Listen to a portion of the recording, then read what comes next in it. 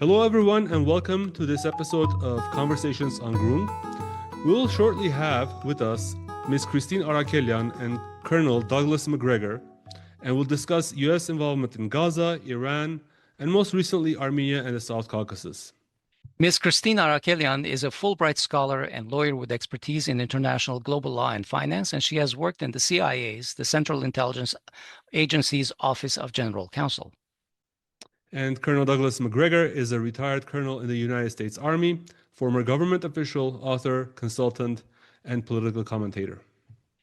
But folks, before we go on with our show, I just want to thank everyone for following us. We really appreciate the trust that you have put in us to bring you consistent, fact-based analysis of Armenian news. We also want to earn your support in addition to your trust. We have a goal for ourselves to reach a sustaining membership of about $1,000 a month so that we can find the support we need to produce our shows on a more consistent and frequent basis. But let me just say, we are very far from that. We're less than 20% of the way there. So we look forward to your support. And you can do that through our Patreon and Buy Me a Coffee pages, which you can find through our website, podcasts.groong.org/donate. And you can become a sustaining member or just provide a one-time donation. In either case, we will appreciate you greatly. Yeah. And we know it's not for everyone. We can see that. And in case you cannot give us that kind of support, the financial support, we are asking you to comment, like, and share our shows. Sharing our shows with all your friends will expand the circle of people who are listening to us. We know that there are people who have told us, we didn't know that you guys were out there and doing this. We really appreciate it. So bring your friends into us. Yeah, that's right. Yeah. 5 years into it. We started, the first show was July 12, I think, of 2020. All right. Without further ado, on with the show. Colonel Douglas Macgregor, Ms. Christine Arakelian, welcome to the Groong podcast. Thank you. Happy to be here. Hello, hello. Great to have you on board. Okay, let's begin this discussion. We wanted to talk about Gaza because when Donald Trump was reelected in 2024, the promise was that America would stop engaging in forever wars. We'll talk more about forever wars later, but on this specific forever war, it's a full-on genocide, and mainstream media still is trying to skirt about it. Only a few popular outlets are like Breaking Points and even Al Jazeera talk about it. The Iran war took a lot of attention from Gaza, but Israel's war of ethnic cleansing is in full swing, with U.S. support, of course. So why is the U.S. involved in this horror, and what's in it for us? What is the end game in Gaza? Well, first, it's important to keep in mind that it is a tradition of American democracy that very few promises made during elections are ever honored. So I don't think it's unique to Donald Trump, although he is preeminently a salesman. And if you've ever bought a used car, then you know what it's like to deal with a salesman.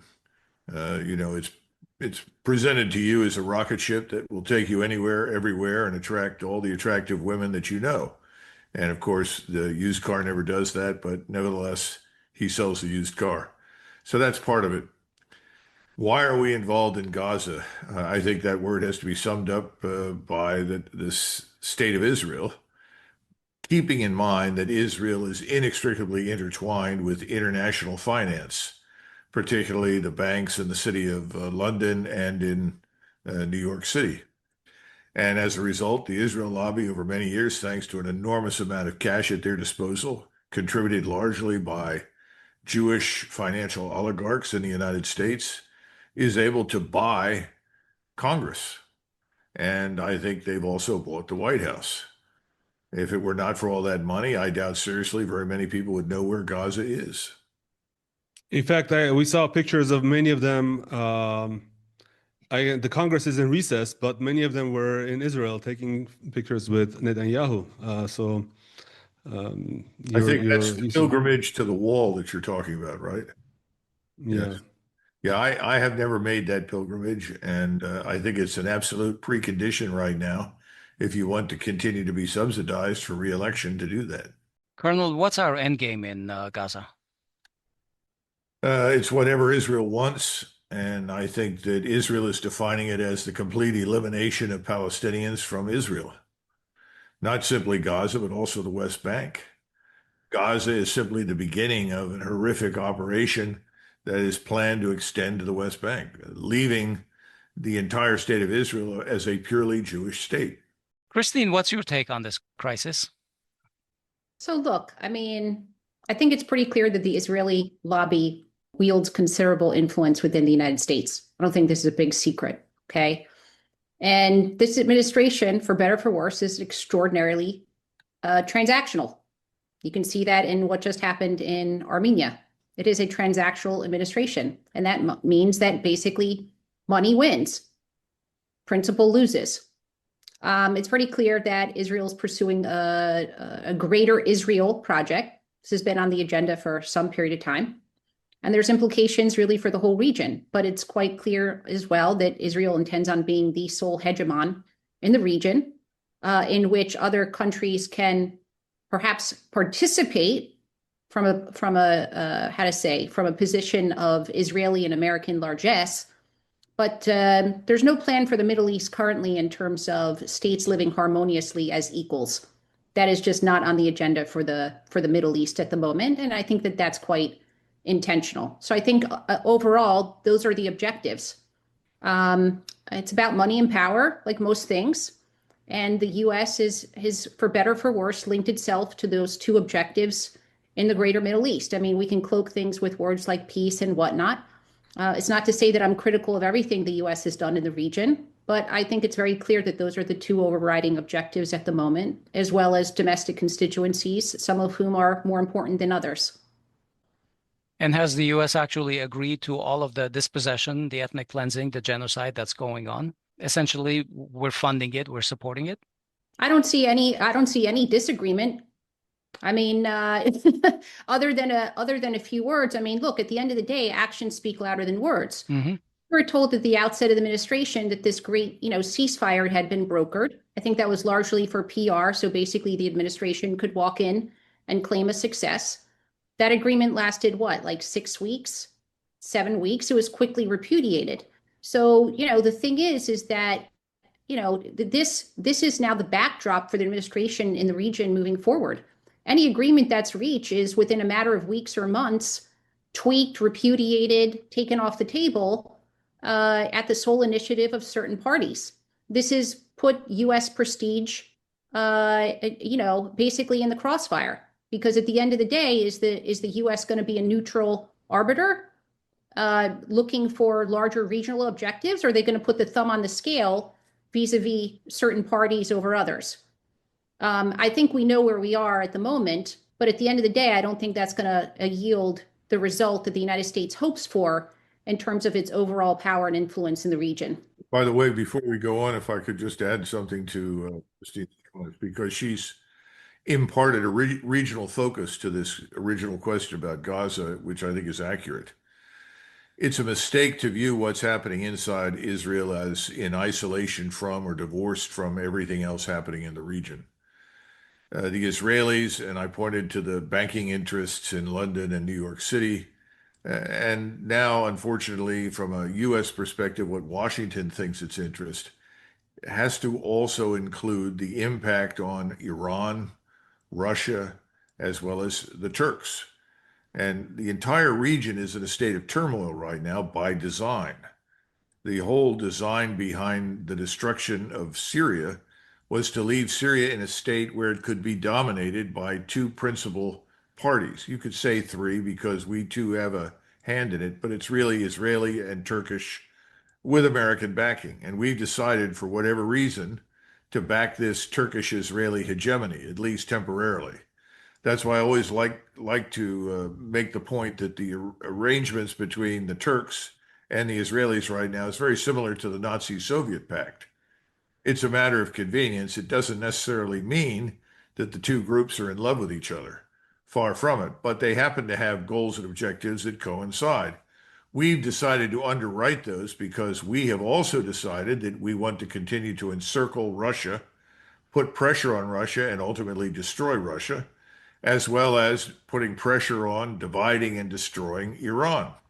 Now, I don't think these are American objectives. In fact, I'm going to let you move forward to the tenets of the agreement. I think this is really all about the interests of the Israelis and their fellow travelers in Washington, New York City, and London in the larger region, with absolutely no concern whatsoever for the impact on the people that live in the region.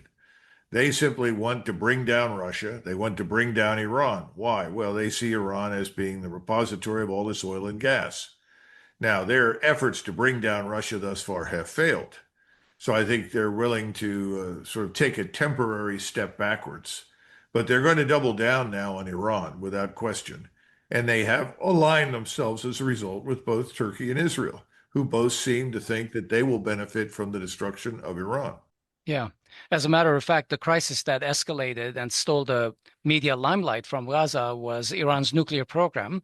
I don't want to relitigate everything because it's been very well covered. Israel attacked Iran, Iran retaliated, then the US got involved again, sent a squadron of B-2 bombers, struck nuclear sites, and 12 days later, the story was done. What happened there? And is this conflict over, supposedly? No, I don't think it's over at all. In fact, Christine and I have talked about that often. You want to pick it up there, Christine, and talk about why we think we're going to see a resumption of this conflict? I think it's incredibly obvious we're going to see a resumption of the conflict. Although it was perhaps reported in a quiet manner, the fact of the matter is Israel needed a ceasefire for their own domestic constituencies. Okay, they simply did not have the domestic support to continue with the war as it was being conducted, and moreover, they were very low on munitions, and the U.S. in turn was low in terms of supplies, being capable of supplying the Israelis. So by definition, they needed to pause. So it's very obvious is basically Israel is cycling through Gaza and Iran with talk of pauses and ceasefires and humanitarian initiatives taking place. But it's all basically, it's a two-step dance, so to speak. We're just going through the same cycle again and again. And so you think you're reaching some sort of, détente or ceasefire with Iran, and it's not going to continue. They just cycle to Gaza, run that a couple months, turn back to Iran. It's very clear. It's very clear that Israel has full intent on resuming hostilities towards Iran. And in fact, I think the agreement reached between Trump, Aliyev, and Pashinyan in many ways facilitates that. The silent partner in the Armenian deal, Trump, Pashinyan, and Aliyev, is Israel. Okay, let's just put it on the table. That's the way it is.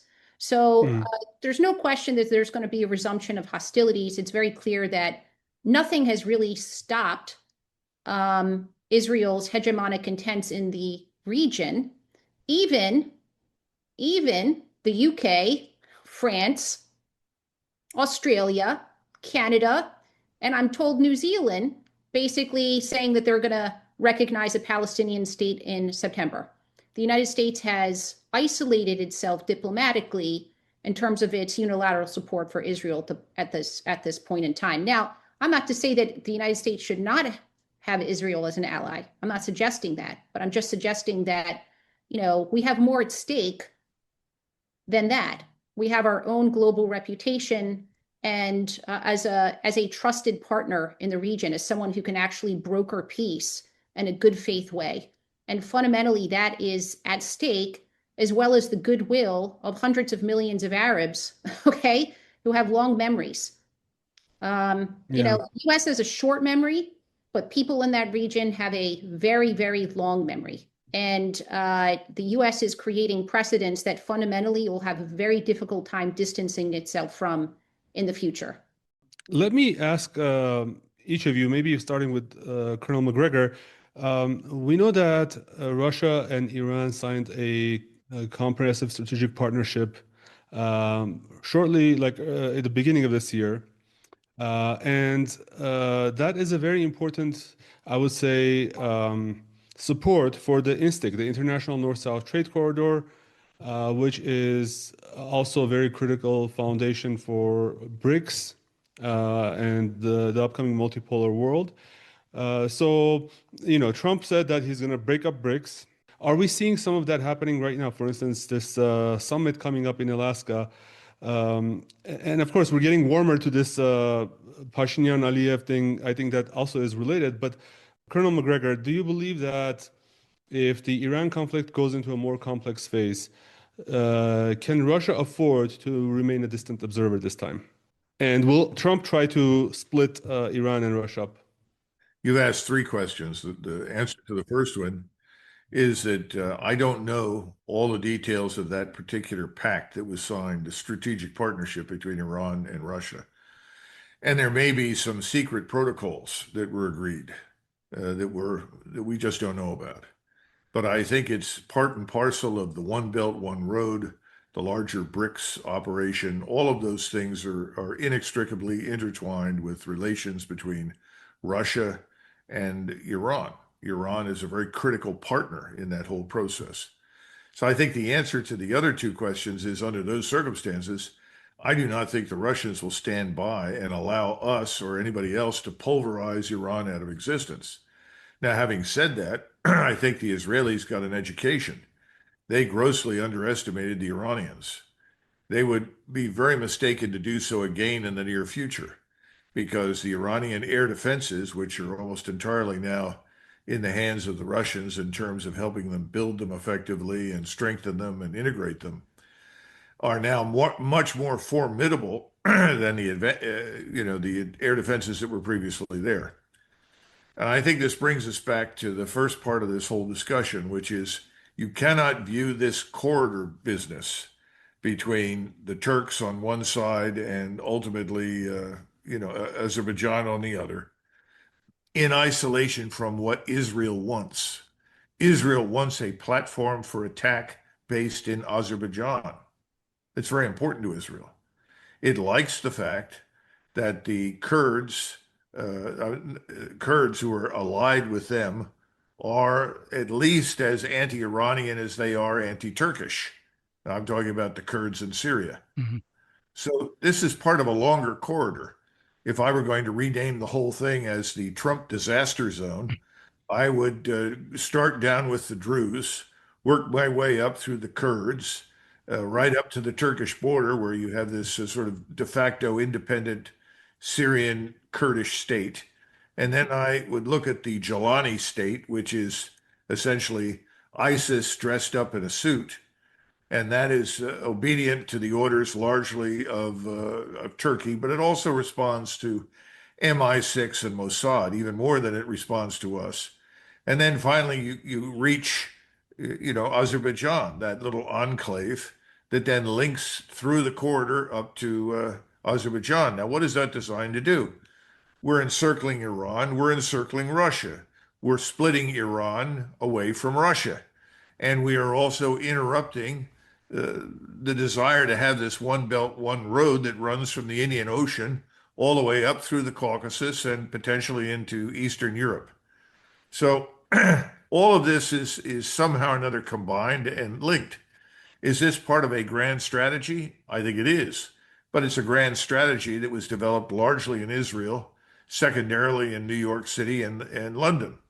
It's not Donald Trump's grand strategy. Donald Trump loves optics. Donald Trump likes to be photographed smiling ear to ear and being congratulated by everyone. He loves having things named after himself. That's really what Donald Trump is about in this particular setting. Now, the bad news is, and this is very bad news in my judgment for us, and I'm talking about the Americans, he's committed to the use of American military power in that corridor. Mm-hmm. He's moved in and said, we will now supplant the Russians, who were previously expected to help staff and run that corridor, with Americans. Again, now this is music to the ears of everyone in Israel, New York City, and London. But to the average American who doesn't really appreciate what that means, it's very dangerous, because we are overstretched as it is. If you want to go back and look at this phrase, imperial overstretch, we've long since surpassed it. We're beyond imperial overstretch, and we're on the verge of bankruptcy. Remember, having failed to sell our debt effectively to very many people in the world, this is the bond market, we've now turned to T-bills. We're trying to sell our debt in a space of 4, 6, 8 weeks. And we're having trouble selling them. Of course. So the real question is, if you can't do this, the whole system in the United States of debt-financed power, debt-financed consumption, debt-financed living, standards of living, prosperity, all of that falls apart. Well, then all of a sudden you wake up and you say, I'm sorry, but I can't afford to maintain those troops in your corridor. I'm sorry, but I can't afford to maintain all the troops that are sitting in Poland. I mean, have we ever seen this happen before? Yes. It happened in 1947 when the British Empire fell apart. It fell apart because the debt to GDP ratio was 240%. And the British simply said, we can't afford to stay in India. So this thing, India, was what we fought, or they thought they fought, World War II and World War I to protect. Stop and consider that. That's where their focus was. What are we protecting other than just Israel? We're protecting a larger financial empire that is bound up with those banking systems that I mentioned earlier. It's bound up with access to critical oil and gas reserves. It's bound up with containing BRICS, which is represented primarily by Russia, China, now increasingly India, Saudi Arabia, all these other countries. So we're on very thin ice. We're making promises that over the long term, I don't think we can honor. A friend of mine said it very well to me last night. He said, what is our staying power? I don't think we have much staying power. We have the appearance of power, but do we have the real foundations for it? I don't think we do. Yeah, I always wonder about that as well, because we have a national debt that is, what, 125% of our GDP. And even though most finance people will say, oh, that's completely okay for a growing economy, I'm still worried about how far we can stretch. Ms. Well, Arakelian, when your growth depends very heavily on spending by the United States government, federal spending, then that's yeah, not real growth. yeah, And we don't really know how much federal spending contributes to GDP. People tell me, well, it's about 30%. But I've got people telling me it's much closer to 50. You know, all these statistics are misleading. Everything is a function of how you manipulate the data. That's why people don't even want to hear about GDP anymore when you bring that up. If you're living in Minnesota on a farm and you're struggling to survive and it looks bad, or you're living next to a factory in Granite, Illinois that used to operate and now produces nothing, GDP doesn't mean a damn thing anymore. right. Well, if you don't trust these data right now, wait until the BLS has got it a little more. Ms. Arakelian, this upcoming Trump-Putin summit that's coming up in Alaska, how is it going to go down between the two of them, especially when, for example, this summit that happened, or this meeting that happened in the Oval Office last week, Pashinyan, Aliyev, and Trump signed an agreement which seems diametrically opposed to the summit trilateral agreement between Putin and Trump and Pashinyan back in November 2020. Putin and you mean Putin, Aliyev, and Pashinyan? Did I just get my trio wrong? Yes. Yes, Putin, Aliyev, and Pashinyan. Sorry. So basically the trilateral ceasefire agreement that was signed back then versus the one that's right now, where it seems like Armenia and Azerbaijan have promised the same thing to the two superpowers opposing each other. And also it happened on the Armageddon, the tariff Armageddon day. So was that a coincidence? So that I can't comment on, but if it's okay, let me address some of the stuff Doug was speaking to, because I think that will frame out what's going to take place now in Alaska. So I say this frequently to people. It's easy to know what you don't want. It's hard to know what you do want. So let's take a look at this in the context of the Caucasus. Okay, so you want to separate Russia and Iran. That's a pretty simple strategy, right? And the US is well along to doing that. But for that corridor to have real value for the United States from a geostrategic perspective, it's not going to be a proxy for Azerbaijan, Turkey on the one hand, and Israel on the other hand. What it's actually going to be is going to be a US corridor that cements our relationship with India.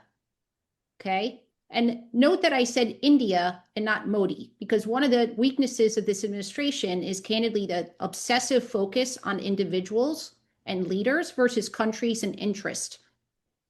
Before the Armenians and the Americans get all excited on the next agreement. Let's just recall that Pashinyan has an election. Okay, there's an election coming up in Armenia in 2026. And if the US doesn't reach out to other political parties and this becomes the Pashinyan deal, it lives, dies with Pashinyan. It's the same thing. I don't care if it's called TRIP or I don't care what it's called. But if at the end of the day, the agreement doesn't extend beyond Trump and cement US interests in the region, it's not going to accomplish anything long term. Okay. So we're not even close there. Candidly, I think the State Department has a very shaky relationship with the Armenian diaspora, as well as the Armenian government, that forebodes very poorly for the US and Armenia moving forward. It's not going to be cemented with evangelical proxies in the United States. Anybody who thinks that we can power up a 100-year agreement for the United States and the South Caucasus without the support of diaspora is foolish, okay? Short-sighted. But my point is that the US has not thought deeply about what US interests are for that corridor. And a big part of that is going to be India.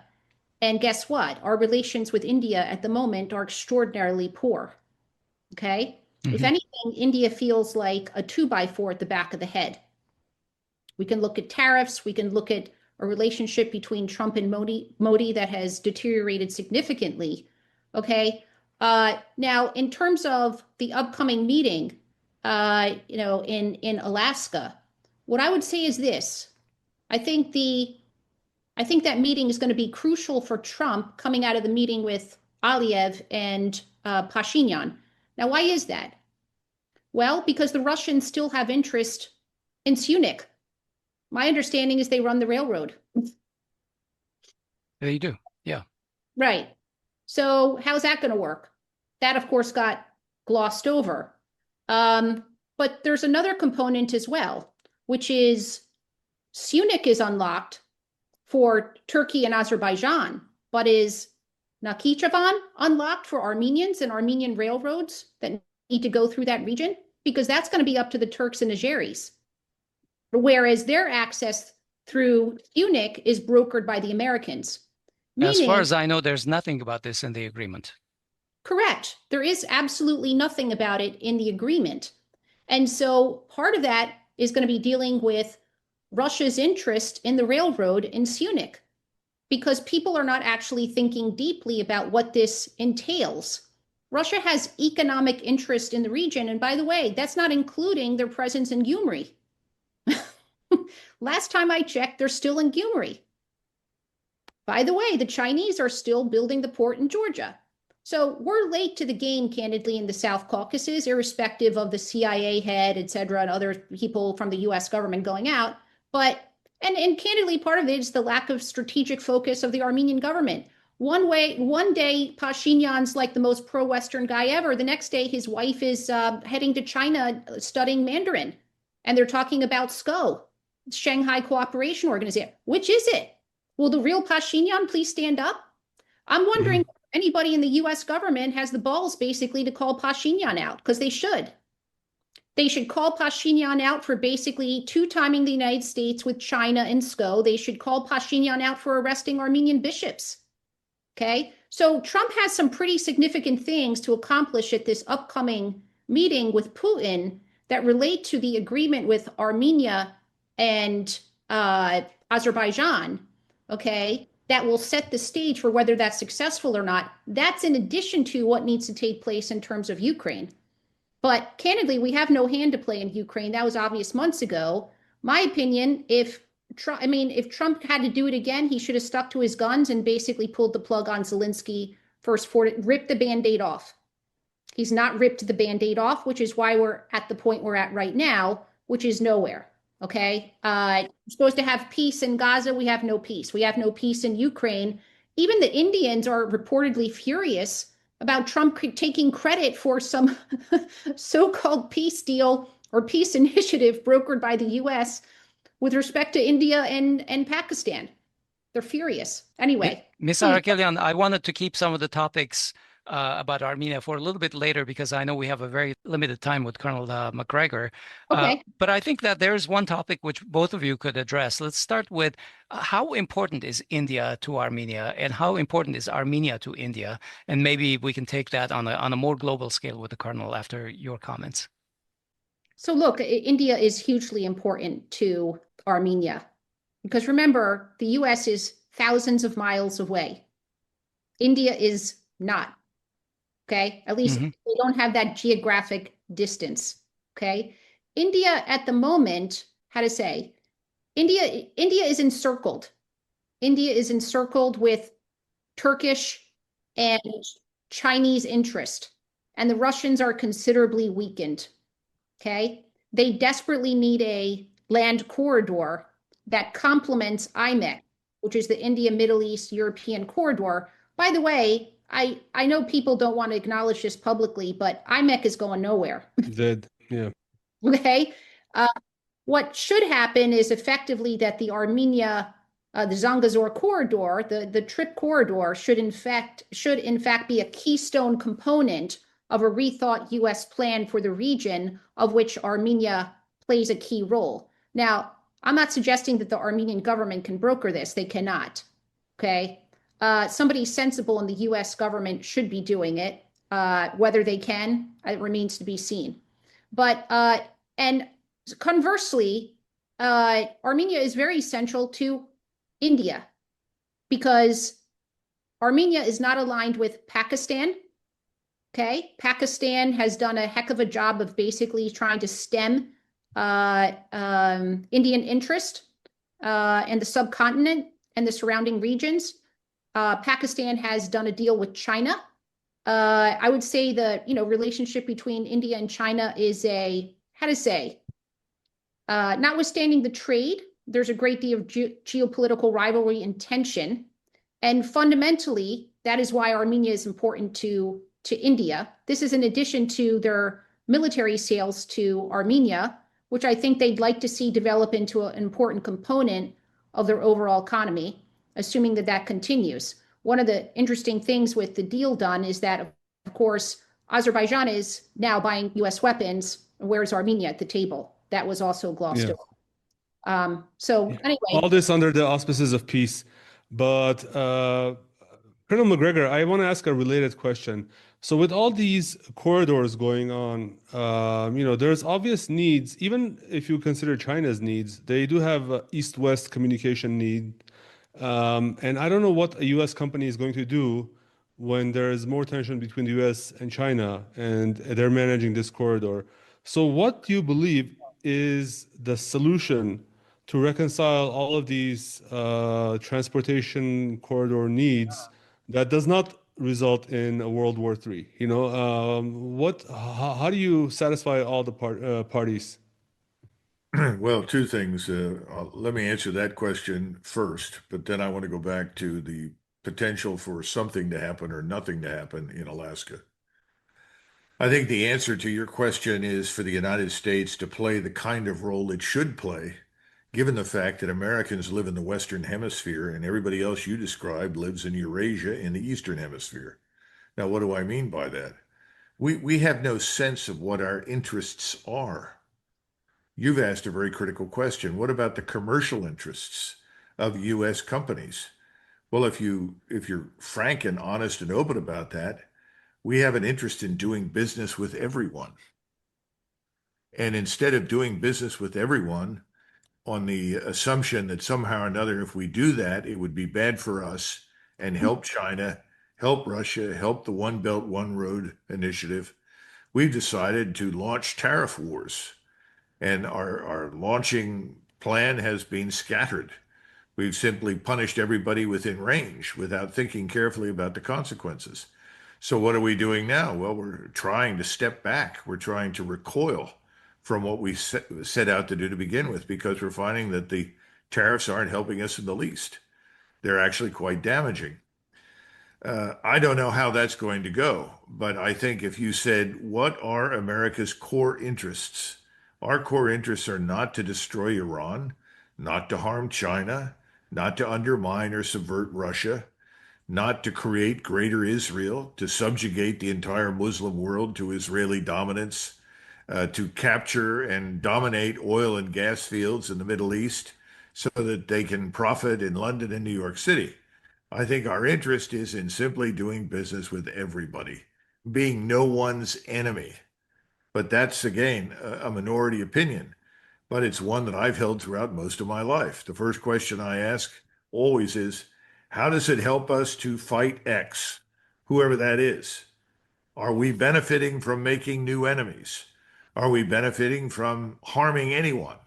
You know, we have an unfortunate habit in this country of cheering every time there's a bombing somewhere.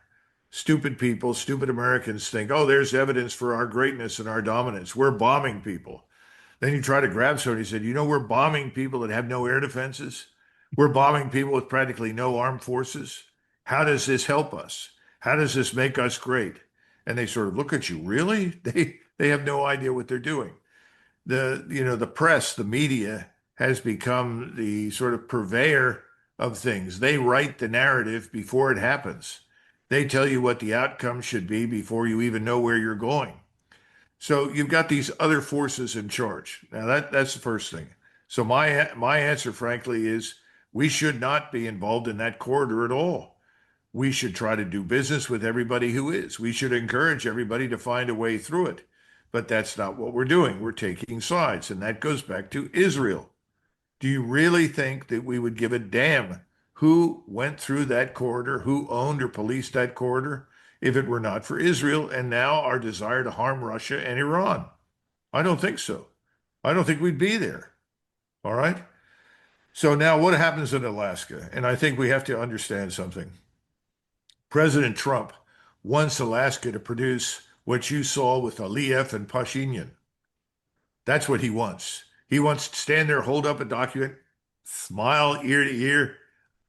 You know, this is my great moment. He's into the optics. He wants a quote unquote win. A win to him is, well, the American people saw it. It's great. Then we get on the plane and fly home and the hell with it. I'm serious. So we signed it. Well, Mr. President, we said, oh, don't worry about that. Doesn't matter. I'm afraid that's where we are. It was telling that in the agreement that was signed, there was an endorsement by Aliyev and Pashinyan for a Nobel Prize for Trump. Oh, of course. Absolutely.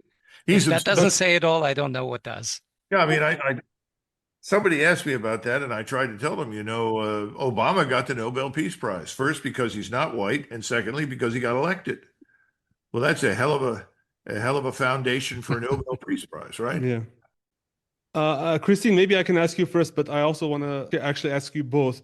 What are the risks from the Alaska summit or meeting? What happens if things don't go as rosy as Trump wants? Well, you want to speak, Christine? I'll give you a shot because I've been bloviating for a while. Please go ahead. Take okay. I think the greatest risk is, frankly, to Trump, that he will look ridiculous, that he will walk away with nothing because he doesn't have a grasp of what's really going on. If you listen to him, he is being fed the same lies that you can read in the Western media. Oh, the Russians are weak. The Russians are not strong. They have lost millions of people. This is a catastrophe, on and on and on. That's all nonsense. It's actually the opposite. What is being said about Russia is true for this catastrophe called Ukraine, led by this man Zelensky and this crew. So the danger for him is that he gets nothing. He's got nothing to really offer.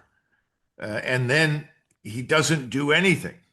What he should do, if he can't get an agreement, is that he should come out and say, look, I've done all that I can do. It's not going to work. And so I have made the decision at this moment to essentially distance ourselves from Ukraine. It is up to the Ukrainians and the Europeans to come to a resolution of this crisis. So I am withdrawing all U.S. military and civilian personnel from Ukraine. I am immediately suspending all military aid to Ukraine. I'm pulling out. This is no longer something that we are obligated to solve. This is a matter for the Europeans. Thank you very much. Goodbye. That's what he ought to do. Now, one thing he could do on the side is at least tell President Putin, look, we'd like to come to some sort of arrangement on nuclear weapons. We recognize that we were hasty in abandoning the Intermediate Nuclear Force Treaty, the INF. We've been hasty on a number of other issues. We want to get back to business on that. I know that we sent nuclear weapons to England in what appeared to be a not too subtle threat aimed at Russia. I'm prepared to pull those out. I want to come to some sort of arrangement there. Let me know what you're prepared to do. Let's have some meetings on the subject. Of course, that won't produce an immediate agreement. That's going to take months. Trump has no patience whatsoever. He's the microwave president. He wants to stick it in the microwave, time it for 30 seconds, boom, out comes the agreement and the photo opportunity. But that would make sense. But as far as the rest of it is concerned, I can't conceive of any reason why at this particular stage Putin, number one, would believe anything we said. It's very important to understand that. We accuse him of lying all the time. He's never lied about a damn thing. He's always stuck to his guns. He's told us exactly what he wants, exactly what Russia desires. We have refused to recognize the legitimate national security interests of Russia. And that's wrong. Okay. The second thing is, I think the Russians also understand that they can't depend upon any signed agreement. Let us say we sign up for the Austrian state treaty model for rump Ukraine, whatever that turns out to be. How's it going to be enforced? Who's going to live up to it? You see, when they signed that treaty with Austria in 1955, President Eisenhower absolutely guaranteed that he would support that treaty, and he committed us to it. And we withdrew everything. And we stayed north of the Austrian border inside Germany. And we did that consistently throughout the entire Cold War. But that was Eisenhower. Eisenhower had a lot of credibility. They believed Eisenhower. They had every reason to believe him because they dealt with him during the Second World War. There's no reason for the Russians to trust anything we say. So I think the best that President Trump can do is hold this meeting, come out and say we both gained a better understanding of each other's position, and we agreed to press forward with a resumption of discussions about how to moderate the nuclear matter, how to restrain it, how to work it. But I am now convinced that the only way forward is for the Europeans and the Ukrainian government to reach some sort of resolution with Russia. Let me tell you, if you did that, people in London and Paris and Berlin would have a heart attack because they're not prepared for that. Everything they're doing is designed to drag us in. That's what everything is about. What do you think this corridor is about? To drag us in. Even further in. Yes, everything. All the way to Central Asia. That is Israel. Well, we're already there trying to subvert the Russians, but Israel is trying to figure out a way to keep us permanently mired in a swamp that we can never drain. That's the bottom line. And I don't see Donald Trump recognizing that, but that would be the smart move and simply say, we can't fix it. We can't solve it. We've done all that we can. It's really up to the Europeans. Thank you. I'm withdrawing our forces. Boy, I tell you what, that would end things quickly in Ukraine. So let me just say, I do think there is a good reason for the U.S. to be involved in the corridor, but it's not the reasons that have been articulated. Okay. And I'll explain my thinking on this. Okay. U.S. companies have a huge disadvantage globally. Fundamentally, we cannot compete on scale and price. This is why the Chinese electric car makers are whooping our ass globally. Okay.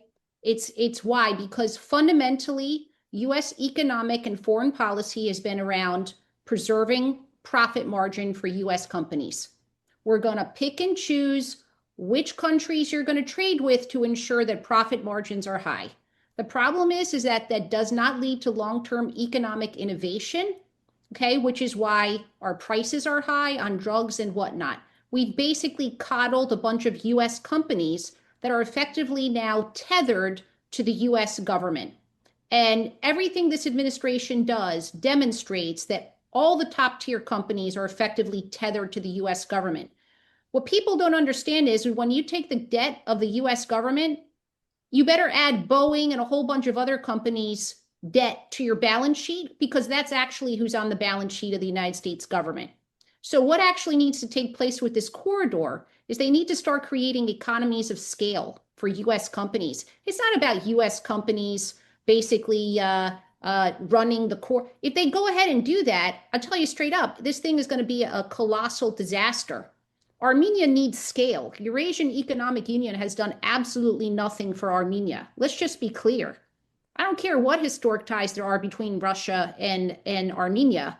Eurasian Economic Union has been a disaster. Now, the funny thing is Pashinyan for the past couple of years has been supporting the Eurasian Economic Union, all the while distancing himself from CSTO. Again, he's a bit of a schizophrenic when it comes to his policies. Mm-hmm. But what the U.S. actually needs to do is create scale through that corridor. They need to create harmonized markets. What kind of policies would promote that? Well, the type of policies that need to happen are effectively a U.S. version of BRICS. They need like an EU. You need to harmonize things. By the way, this was the raison d'etre of the GCC. The GCC is negotiating larger trade pacts with countries, okay? China has undertaken it. UK has undertaken it. The Secretary General of the GCC was in Washington, D.C. a number of months ago. I happened to be invited to a smaller session in which various people could pose questions. The GCC was practically begging the Biden administration to take a multilateral approach to trade in the region. The U.S. government has refused. That's all on the U.S. So I think Christine is 100% correct. But unfortunately, Christine is setting the bar too high for the U.S. government and the private sector. Christine's right in that too many of our firms have increasingly become what I would call state-sponsored enterprises. They are so dependent upon government subsidies and special favors and regulatory loopholes and so forth that they cannot do business in a way that they should. And the government itself feels that they are prisoners of these big corporations. I mean, that's the problem with the big five in defense. It's the old adage of, if you owe the bank $100, that's your problem. If you owe the bank $100 million, that's the bank's problem. And see, that's where we are at this point. We're owned by all the wrong people. So I don't think what Christine is saying could possibly happen right now. It should. I agree 100%, but I don't see it. And that's why my solution is get the hell out, because we don't know what we're doing. And we don't care about the people that live in the region. Nobody shows up and says, well, wait a minute, before we do this, what's the impact on the Armenians? What's the impact on the Azeris? Mm-hmm. All we care about is the Israelis want us to do this. This helps us to encircle Iran. It helps us to undermine and harm Russia. The hell with, whatever else happens right now. We don't care what the Turks do. We haven't even mentioned Georgia. And the Georgians, they have an interest in all of this too that nobody bothers to bring up. Georgia is a link for Armenia to Russia. Georgia also has another issue. They have territory that the Turks and Anatolia have said they want. That never comes up for discussion. We're talking about Ajaria? Yes. Mm-hmm. Listen, let's wake up and smell the coffee. This is too complex for us. I mean, they already think they own it. I mean, it's not that they want it. They already think they own it. But it's too complex for us. But it's something that the Russians and the Iranians are familiar with. And India, who lives not really that far away, has interests in Iran as well as in Russia. All of these things make sense for them. It doesn't make sense for us. We just don't know what we're doing. Now, the last thing on this event, I've been thinking that perhaps the real solution is to have a summit in Antarctica where Zelensky and Pashinyan and Aliyev can go meet and have their own independent summit. Antarctica is the perfect place. Not Alaska. That's right. I will second. So all of these concerns that you are bringing up are the reason why we've actually asked a couple of analysts whether they think that this is some kind of a so-called peace treaty that's going on, or is it a prelude to an upcoming war? From an Armenian perspective, and I think Azerbaijan should also share these concerns, my fear is that the region may turn into a new Afghanistan or even a Vietnam. Well, look at Syria. Look at Syria. What has happened in Syria? That's what you're looking at. And we've helped to create that catastrophe Hmm. because we worked closely with Israel to make it happen, and to a lesser extent with the Turks. I mean, you never have anybody that stands up and says, well, who stood up ISIS? What was ISIS originally designed to do? Well, it was stood up in large part by very wealthy Arabs, peninsular Arabs in the Saudi Arabia and the Emirates, as well as by Erdogan.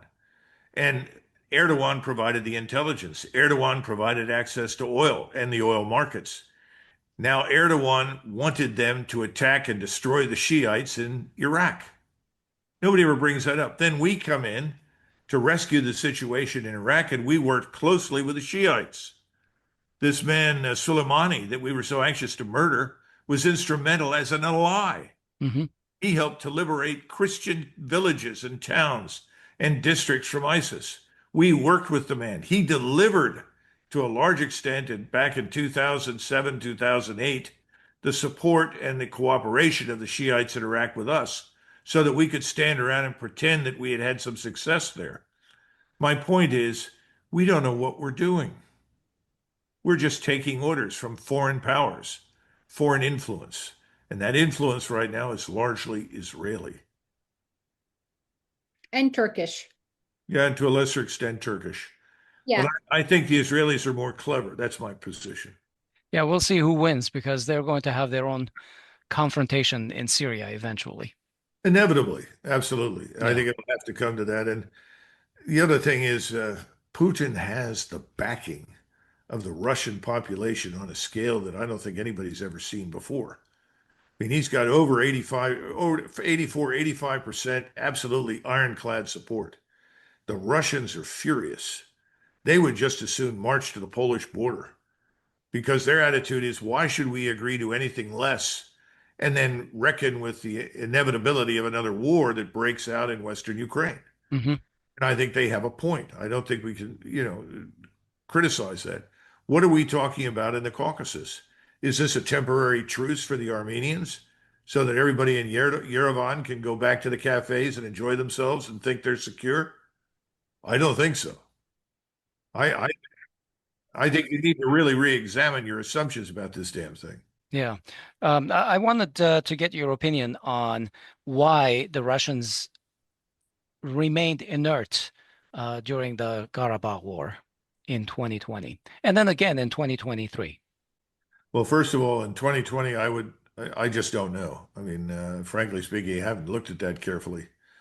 I have talked to some people that are familiar with what happened in 2023, and there was a certain amount of frustration in Moscow with the Armenians.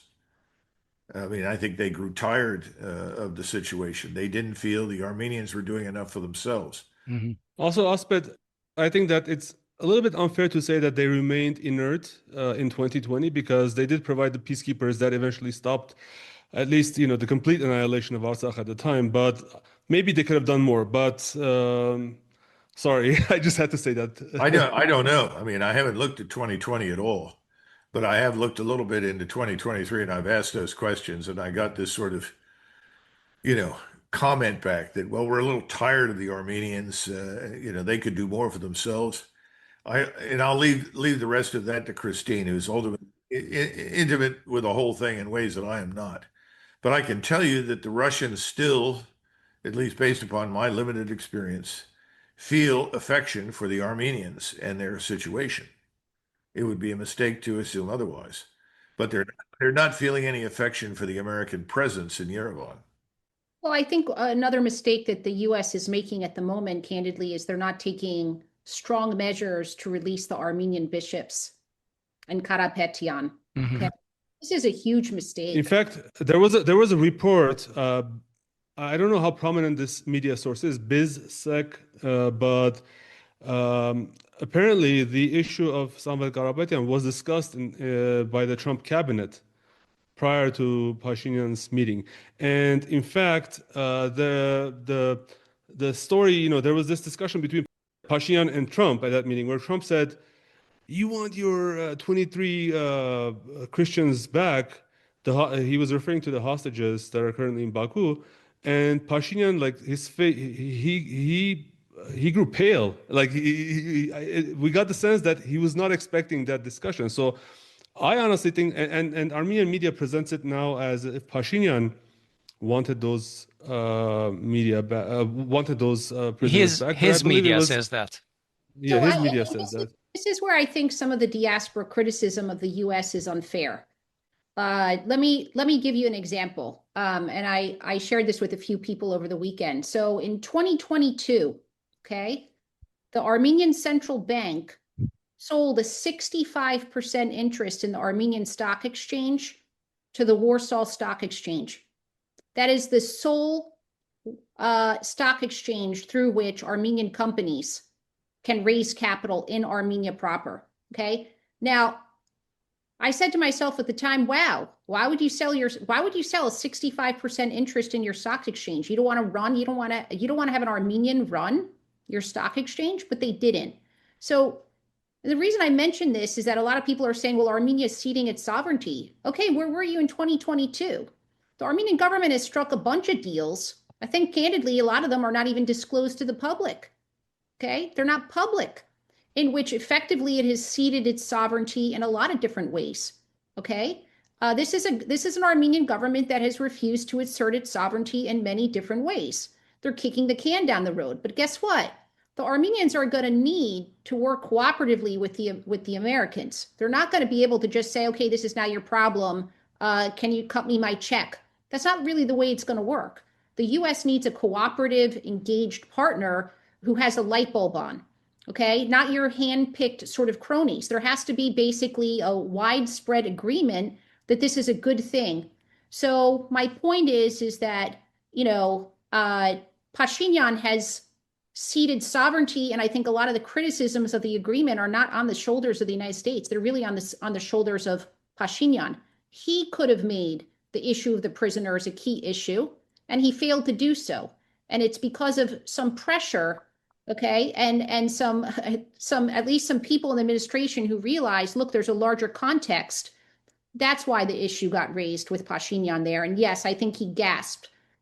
One of the best things that Trump could do, candidly, is get Ruben Vardanyan out, because one of the things that Trump needs to ensure is that the Abraham Accords, which is the larger framework he wants for the region, remains a U.S. initiative versus an Israeli co-opted initiative. Okay, because what's coming next is basically Azerbaijan and the Abraham Accords and a tripartite agreement between the U.S., Azerbaijan, and Israel, because that's in fact what what Israel was pushing for before this summit in Washington, D.C. Okay, if that happens, effectively, Trump has lost control of the narrative of the Abraham Accords, and it becomes an Israeli tool and device in the region and controlled by them versus a U.S. initiative in which there's broader participation and cooperation that between differing states. Ultimately should be a U.S. initiative. It should not be controlled by any foreign country or co-opted by them. By the way, the Europeans have echoed some of Christine's views, particularly in connection with Trump's latest discussions with von der Leyen about the EU and the EU's economic interests. If you go back and look at the agreement that Trump reached with the European Union in his discussions with von der Leyen, she effectively gave everything away. She effectively just said, we'll be your vassals, in exchange for which we expect you to do what we want you to do in Eastern Europe. Effectively, that's what it was all about. The Europeans are very unhappy now. This is the problem when you sort of self-vassalize, when you sort of turn yourself into someone else's vassal. I can't see this lasting. No, none of it can last, because we don't have the staying power. That's the thing I keep trying to get people to understand. We don't. We are not the nation of 1991. We don't have the military power. We don't have the economic strength. If you look at something like the Depression, during the Depression, we made a lot of mistakes. We were no better off in 1938, 39 than we were when it began. We pursued all the wrong policies, but we had something going for us. We defaulted twice. We call it restructuring the debt in 34 and 36. Now, why were we able to do that? We had the largest manufacturing base in the world. We had the largest skilled labor force in the world. We had infinite natural resources. People said, well, look, the Americans are having trouble. They're not doing very well, but they'll come out of this. They're worth the risk. Meanwhile, we demanded repayment for the war debt from World War I, from Britain and France and everybody else, in gold. And so gold was pouring into the US Treasury. What have we got now? We are no longer the largest manufacturing base. China is the largest manufacturing base. We're not even close. Our skilled labor force, when we examined the potential to build a factory that could produce the very, very exotic, complex microchips that now the world depends upon from Taiwan, the owner of the factory privately told us, you don't have the human capital to do the job. Our education has fallen apart. Our skills are simply not there. Now you put all of that together and ask yourselves, why would you ever, sitting in the Caucasus, make yourself so seriously dependent upon the United States or in Europe or anywhere else? I don't think I would. And I keep trying to tell people, I love my country. Don't get me wrong. I want my country to be successful. What I'm trying to tell you is that we want you to be successful too. And you're on the wrong path. And that takes us back to, where do you want to go in the Caucasus? And you're in a tough position. You only have a few options. India clearly is one, Russia is the other, and so is Iran. Now, once you move beyond that, what are we going to do for you? Those are words of wisdom. Quick timeout. We are at 1 hour, and I want to be respectful of everyone's time. I'm on my way out, but I appreciate it. Thanks for inviting me. Thank you for coming. We really, really appreciate it. All right, we're going to leave it there for today. Thank you so much, Ms. Arakelian, for joining us today, and also for arranging for Colonel Macgregor to join us. My pleasure. We really appreciate that, and we look forward to having you again. Thank you. Thank you so much. Take care. Thank you, Ms. Arakelian. Be well. That's our show today, folks. The episode was recorded on August 11, 2025.